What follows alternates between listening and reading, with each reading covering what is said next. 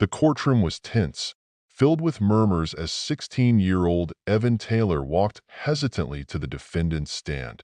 His appearance was far from what many expected. No rebellious scowl, no defiance in his eyes. Instead, there was vulnerability, a stark contrast to the charges that brought him there. Evan, a high school junior, was facing serious consequences for a prank gone wrong that escalated into vandalism of a local park, causing thousands of dollars in damages. Before we continue into the story, let us know in the comments where you're watching from. And if you enjoy the story, don't forget to like, subscribe, and share. In the gallery sat Mrs. Harding, a retired schoolteacher and well-loved community volunteer. She was the victim of Evan's recklessness, having been at the park that day when the damage occurred. Her greenhouse, part of a community gardening project she had nurtured for years, had been destroyed. The hurt in her eyes was evident, though her posture exuded calm resilience. Evan's attorney, Mr. Grayson, had advised him to keep his statement brief and formal. However, as Evan glanced at Mrs. Harding, guilt gnawed at him. He knew words couldn't undo the damage, but he felt compelled to speak from the heart.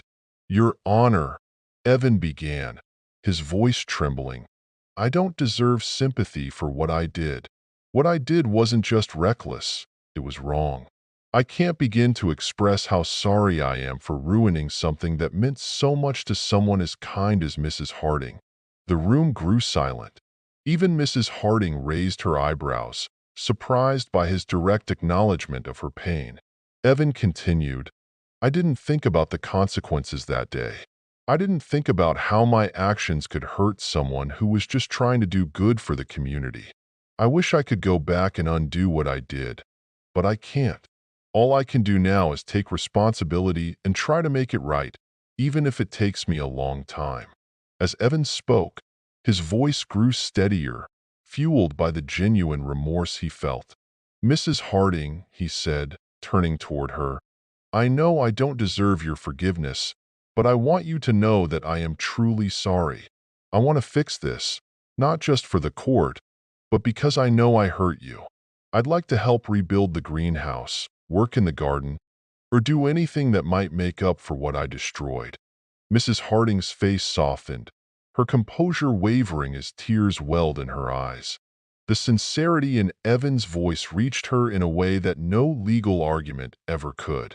Judge Marianne Caldwell, a seasoned figure known for her no-nonsense demeanor, leaned forward, studying Evan intently. She had presided over many cases involving teenagers who lashed out without understanding the consequences of their actions. Rarely, though, did she encounter one so earnest in taking responsibility.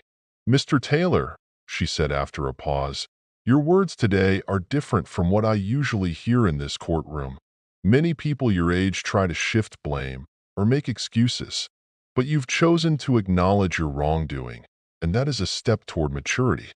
Judge Caldwell turned her gaze toward Mrs. Harding. "Mrs. Harding, how do you feel about Mr. Taylor's statement and his offer to make amends?" Mrs. Harding hesitated for a moment before speaking. "Your Honor, I've been angry and heartbroken since this happened. That garden meant the world to me and many others. But hearing Evan's apology today, I see something I didn't expect: sincerity and a desire to change. I don't want to see him punished just for the sake of punishment. I'd be willing to let him help rebuild the greenhouse, as he suggested. I believe actions speak louder than words, and I'd like to see him follow through." Judge Caldwell nodded, a faint smile tugging at the corners of her lips. "Mrs. Harding, your willingness to embrace restorative justice speaks volumes about your character.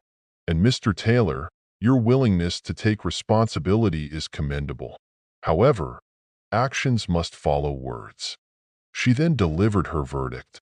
Evan was sentenced to 200 hours of community service, all of which would be spent assisting Mrs. Harding in the community gardening project. Additionally, he was required to attend weekly counseling sessions to address the behavior that led to his actions. "Mr. Taylor," Judge Caldwell added, This is your chance to show that you are more than your mistakes. Don't waste it. As the gavel came down, signaling the end of the proceedings, Evan turned to Mrs. Harding, who extended a small but meaningful smile. "Thank you," he said softly, his voice heavy with gratitude. The following months were transformative for Evan. Each day spent rebuilding the greenhouse and working alongside Mrs. Harding brought new lessons. She shared stories about the lives the garden had touched, from children learning to grow their first plants to seniors finding solace in its beauty. Slowly, Evan began to understand the depth of what he had taken away and the importance of what he was helping to restore. Mrs. Harding, initially hesitant, grew to appreciate Evan's dedication. He arrived early, stayed late, and went above and beyond what was required of him. Over time, their interactions shifted from polite exchanges to meaningful conversations. Evan opened up about his struggles at home, including his father's absence and the pressure he felt to fit in with peers who often encouraged reckless behavior. "Evan," Mrs. Harding said one afternoon as they worked side by side, "we all make mistakes. What matters is how we choose to move forward.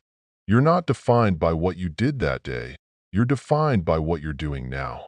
Her words stayed with Evan. He began to see himself not as the troublemaker he once thought he was, but as someone capable of change. His time in the garden became more than just a punishment. It became a place of healing, growth, and self-discovery. When Evan's community service hours were complete, the garden stood restored, more vibrant than ever. At a small reopening ceremony, Evan was invited to speak. Nervously, he addressed the crowd. "I didn't deserve this second chance," he said, his voice steady but emotional. "But I'm grateful for it. This garden isn't just a place where plants grow. It's a place where people grow. And I'm one of them. Thank you, Mrs. Harding, for believing in me when I didn't believe in myself. And thank you to Judge Caldwell for giving me the opportunity to prove that I could be better." The applause was deafening.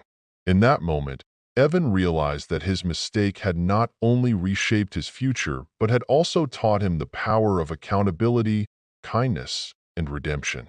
He had not just repaired a greenhouse. He had repaired the trust and hope of a community, and, most importantly, he had repaired himself. If you enjoyed this story, please like, comment, subscribe, and share.